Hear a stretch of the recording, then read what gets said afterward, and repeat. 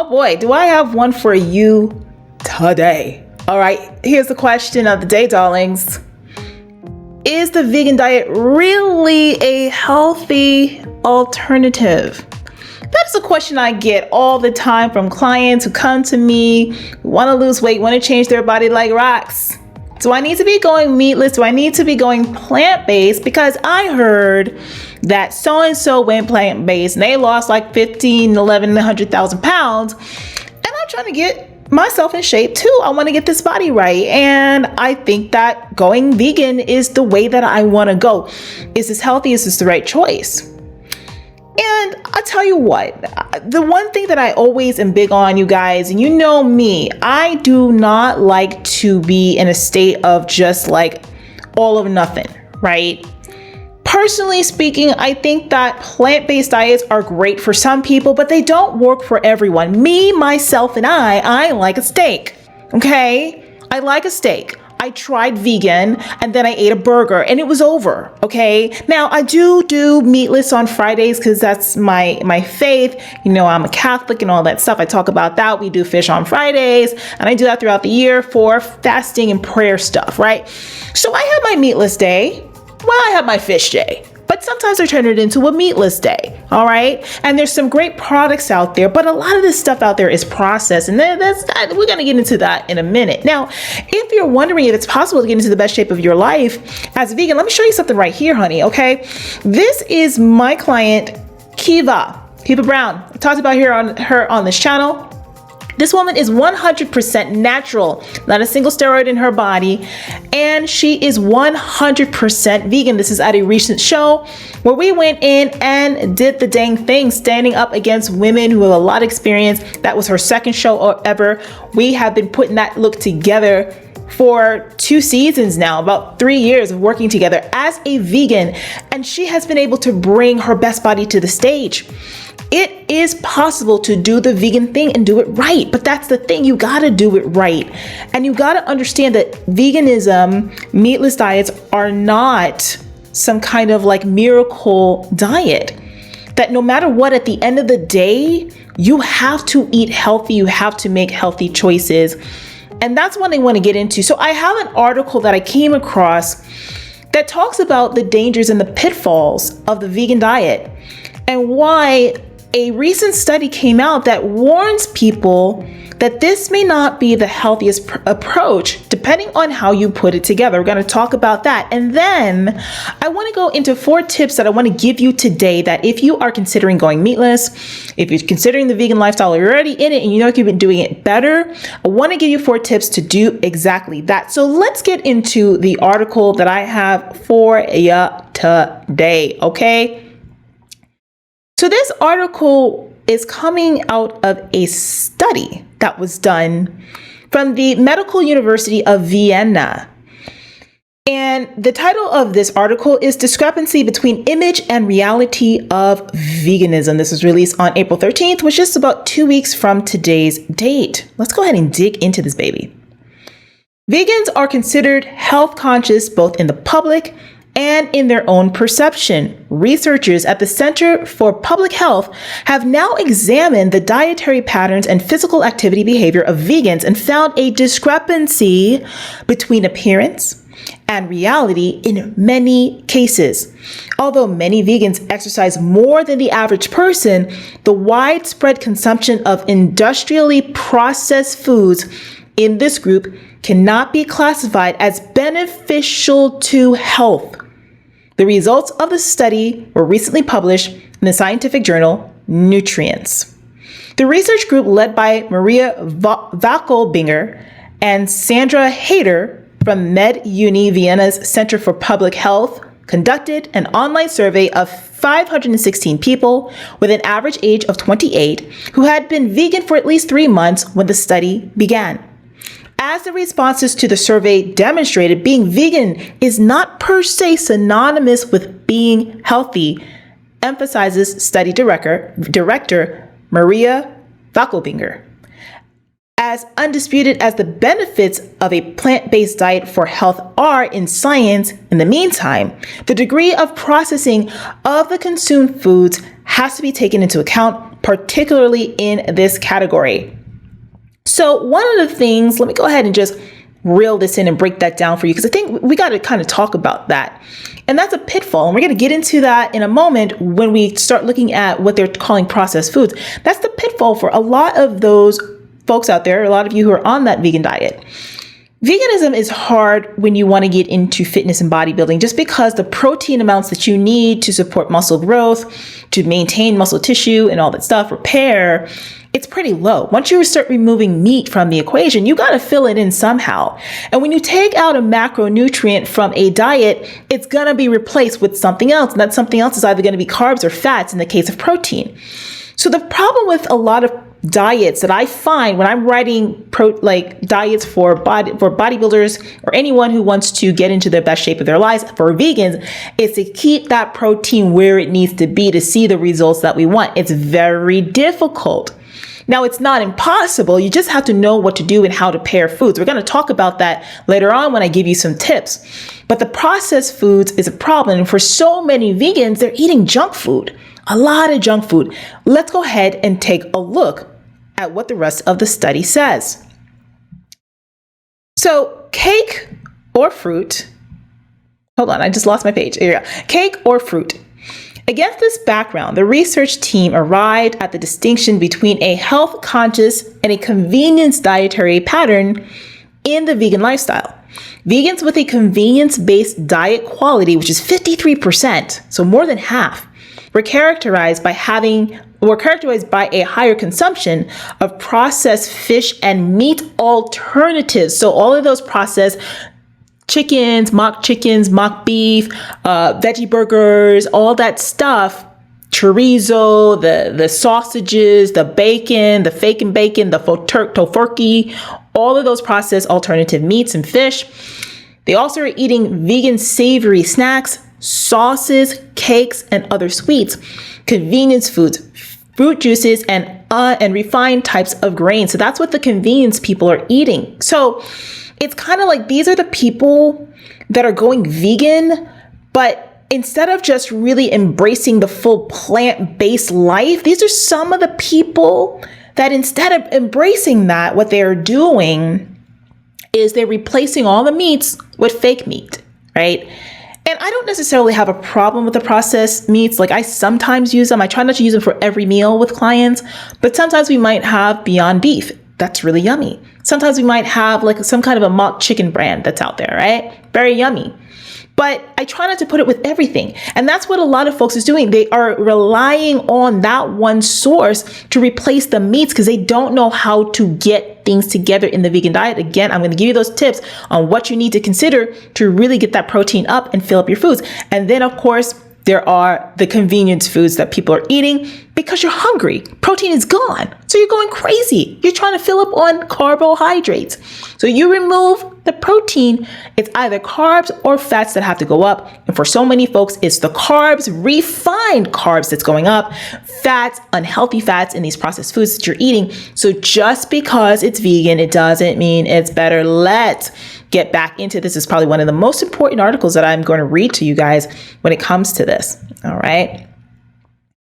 So the negative effects of industrially processed foods on health have now been clearly proven in studies.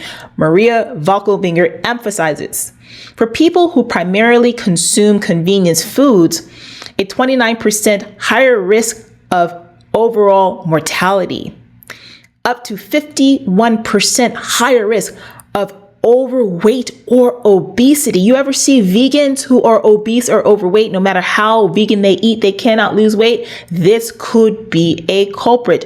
29% higher risk of cardiovascular diseases and 74% higher risk of type 2 diabetes have been significantly proven. All right, let's go on just a little bit more. In contrast to the convenience food group, vegans, 47% who are classified as health conscious, consume more vegetables, fruit, protein, and milk alternatives, potatoes, whole meal products, vegetable oils, and fats, and cook more often with fresh ingredients. The studied vegan population also proved to be heterogeneous with regard to physical activity behavior. The physical activity level of vegans is higher overall than that of the average population in Austria. However, as our study illustrated, the health conscious group is significantly more active than those who belong to the convenient food pattern, explains the first author, Sandra Hayter. So some interesting findings with that. And I think that this is something, again, if you are trying to be on that vegan kick, you've got to consider. All right. But I can't just tell you what the problem is and not give you the solution. So today I want to give you the solution. I want to give you 4 tips that you need to apply to your diet and your approach to it right now if you are considering veganism, or if you're doing it and you know you can be doing it better. But before we do that, let's go ahead and talk about our sponsor for today's video. Our sponsor is my company, Rockstar Fitness. And if you're looking right now to get on a new diet, you want to do the vegan thing, you want to do it smarter, you want to do it better, plus you want to get in some training, change your body, and really step up this fitness game, I am taking on new clients. Make sure that you go ahead and you click the button down below or the link down below, or scan this QR code right here to set up a complimentary call. If you're not ready to work with me and you just want to go ahead and stay in contact, get some tips sent to you via email, and never miss a single video here, because you know, child, YouTube be playing games. Okay, make sure that you get everything. Go ahead, screenshot this, scan that QR code, get on my email list. The link is also down below. And for those of you who are into contest prep, I showed my client, she looked amazing, right? That could be you too, honey. We got to get that body right. So go ahead and get my free ebook, my contest prep crash course. It will help you to just take this whole like diet and training thing. If you don't know how to get started on a show and how to do it the right way, that book will clear it all up for you. But you know what? The number one thing that I love is interaction from all of you. So I want to hear your thoughts. What are your thoughts on this? Are you in a vegan lifestyle? Are you vegetarian? Are you vegan, meatless? What have you found has helped you to be successful in reaching your goals? And if you're someone who is trying it, maybe you're on it right now and it's not working, why don't you post your struggles, post your questions down below so we can go ahead and talk and get some solutions, because honey, we're all about solutions here. Which leads me to the next thing that I do want to talk to you about, and that is, what the heck is a solution, right? What do you do if you've decided that this is the lifestyle you want this to work for you? Well, I got 4 tips for you. All right, 4 tips of what you can apply right now when it comes to the diet and what you need to do to see your best body yet. And the first tip that I'm going to tell you right now is to keep on to keep on learning, to go ahead and step beyond this video, to pick up books about veganism and how to go about it the right way. One of the things you guys need to learn is about food pairing. You need to learn about alternatives for protein. Some of the ones I love for clients, seitan, which is, it's more, it's like, I forgot what it is. Anyway, my brain is like going, my brain is going, child, I'm hungry. Okay. You got seitan. All right. And then you also, it's like, it's fermented soybeans or something like that. Or maybe it's like wheat. I forgot which one it is, but there's also tofu. I love tofu. I can't believe I was just having a brain fart right there. Okay.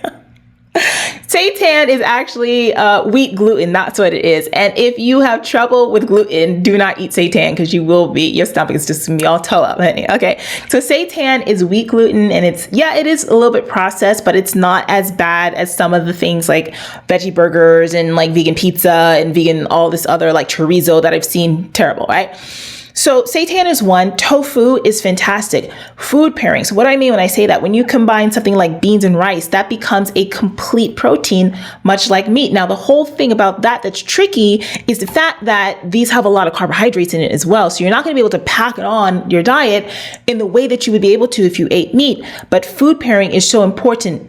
Grains and legumes. Perfect combination.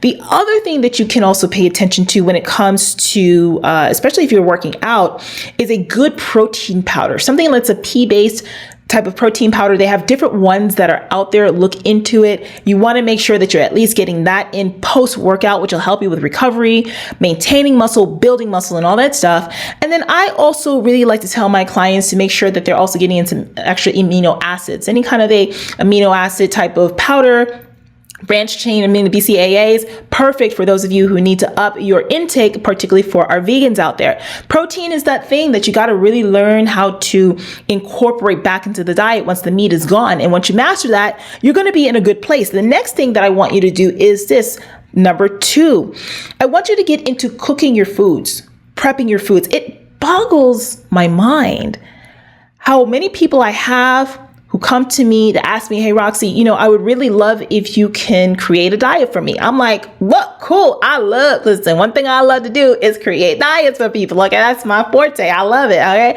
I put together the banging diet. I do all this work. And then you look at me and you say, I don't know how to cook. What you mean you don't know how to cook? Y'all need to learn how to cook. If you don't know how to cook, go ahead and get you a cookbook. Okay, there's lots of apps out there too. I love the Food Network app. They teach you how to put everything together. They got videos on how to do it. Listen, there is no excuse. So you need to start eating at home, cooking your foods. And that's for whether you are vegan or not. It don't matter. A lot of you, the reason why you can't lose weight and change your body is because you are relying on other people to make your foods for you. What is that, right? Learn to cook and prep your foods yourself.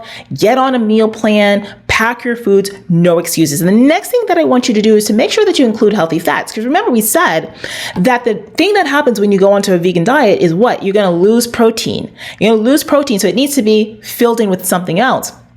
The tendency is to fill in with more carbohydrates. But depending on your body, that may or may not work well for you.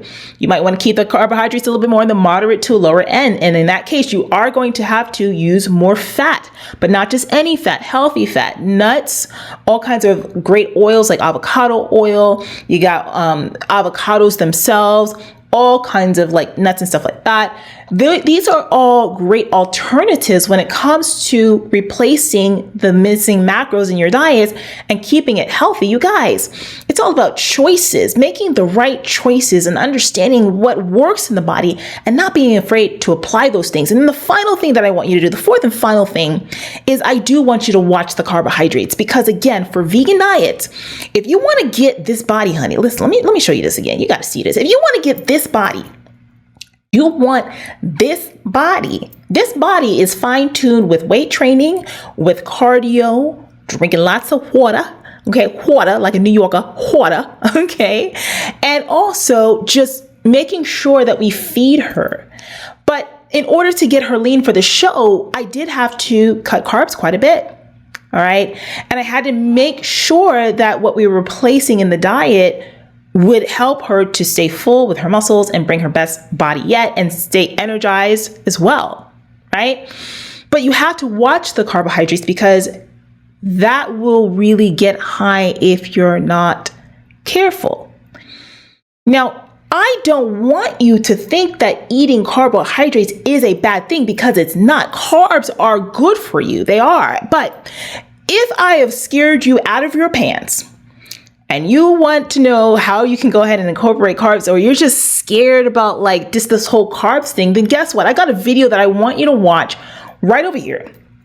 So click this right here, and I'm going to tell you why you should not be afraid of carbs, even as a vegan, why you shouldn't be afraid of carbs and how to best utilize them in your diet and still see results. Go ahead and click that video, and I will see you over there. Thank you so much for joining me.